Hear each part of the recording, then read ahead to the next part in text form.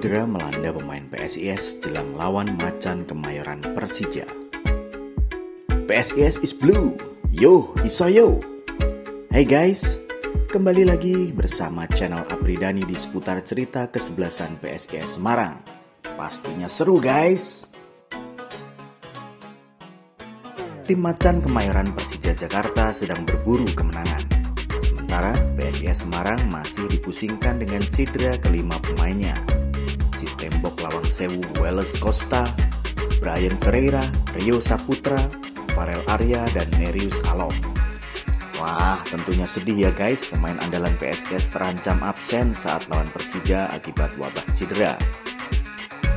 Situasi ini tentu kurang baik bagi persiapan PSIS melawan Persija yang dikenal memiliki skuad mewah bertabur bintang. Namun, duel kedua klub tersebut dipastikan bakal berjalan menarik pada pekan kedua BRI Liga 1 2021-2022 karena PSIS masih banyak stok pemain muda yang hebat-hebat loh guys. Oke guys, sebelum kita membahas wabah cedera yang mengganggu persiapan PSIS menjelang laga kedua melawan Persija Jakarta, alangkah baiknya subscribe dulu ya guys channel Apridani ini dan nyalakan loncengnya guys biar tidak ketinggalan informasi tentang seputar PSIS. Selain itu biar bisa menjadi penyemangat kami dalam membuat konten-konten yang lebih kreatif lagi. Yo isoyo. Kesebelasan idola Panzer Biru dan Snack punya masalah serius jelang pertandingan melawan Persija Jakarta. Namun PSIS Semarang agak sedikit lega karena sudah bermodalkan 3 poin ketika berhasil meraih kemenangan 1-0 atas Persela Lamongan dalam laga pekan pertama di BRI Liga 1 2021-2022. Sementara itu Persija harus ikhlas berbagi poin 1-1 dengan Elang Jawa PSS Sleman. Artinya, Persija mau tidak mau harus bisa meraih kemenangan jika ingin bersaing di 10 besar klasemen sementara BRI Liga 1 guys. Kekuatan PSIS terancam berkurang untuk pertandingan pekan kedua mereka di BRI Liga 1 karena ada 5 pemain yang cedera. Di antaranya 2 pemain asing yaitu bek sekaligus kapten tim, si tembok Lawang Sewu Wallace Costa dan Bryan Ferreira.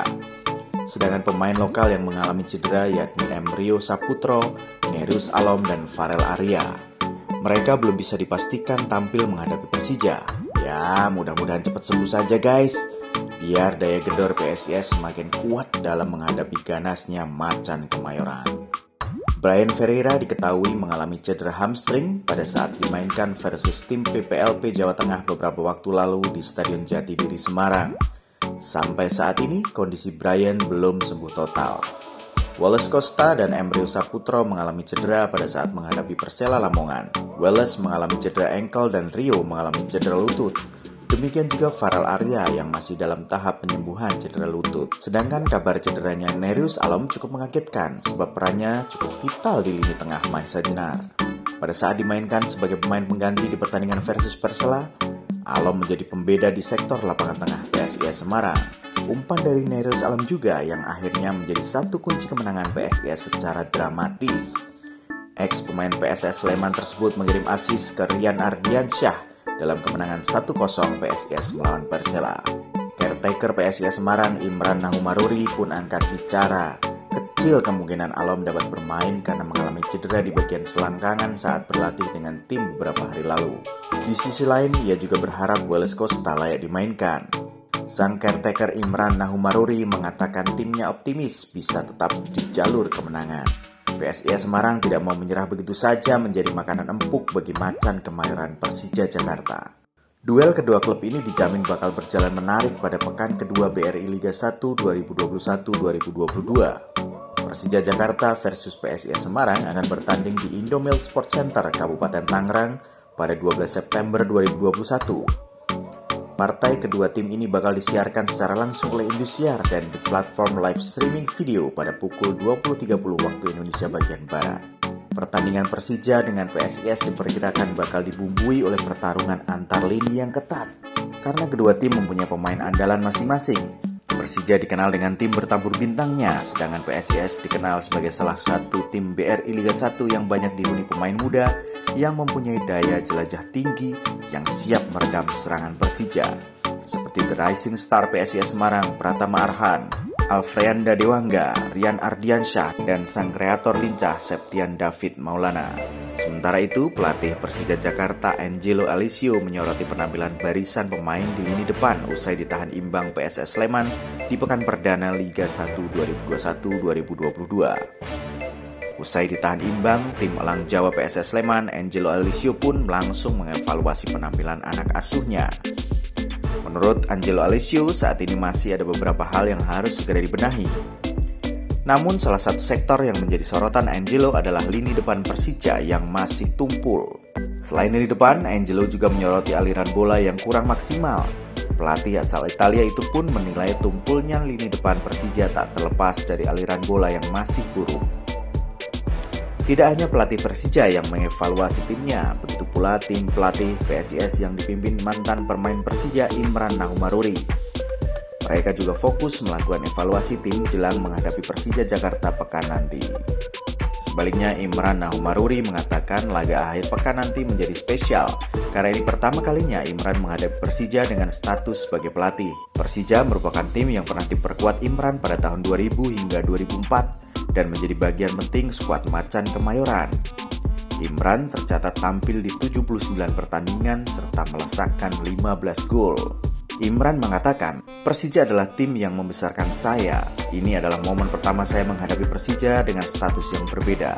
Jadi bakal menjadi laga luar biasa bagi saya, ujar Imran dikutip halaman resmi Persija. Imran Nahumaruri juga fokus melakukan evaluasi tim jelang menghadapi Persija Jakarta pekan nanti. Beberapa kekurangan tim saat menghadapi Persela sudah dianalisis dan kemudian dijadikan bahan evaluasi tim. Sang caretaker Imran Nahumaruri menambahkan bahwa pihaknya juga sudah menganalisa beberapa kekuatan dan kelemahan Persija sebagai pijakan dalam menentukan taktik melawan klub berjuluk Macan Kemayoran itu. Berdasarkan video analisis lawan PSS Sleman, Persija juga sudah kita amati. Kami saat ini sudah menyiapkan beberapa plan untuk pertandingan besok, pungkasnya. Gawang Persija Jakarta masih akan dikawal kiper belabel tim nasional Andritani Ardiansyah. Posisi kiper berusia 29 tahun itu tidak tergantikan sebagai pilar maupun kapten Macan Kemayoran. Andritani adalah salah satu di antara penjaga gawang terbaik di BRI Liga 1. Mantan pemain Sriwijaya FC itu juga berlabel bekas kapten timnas Indonesia. Sementara itu PSIS tetap mengandalkan kiper lincah anak asuh legenda pemain legendaris PSIS Iko Mang Putra.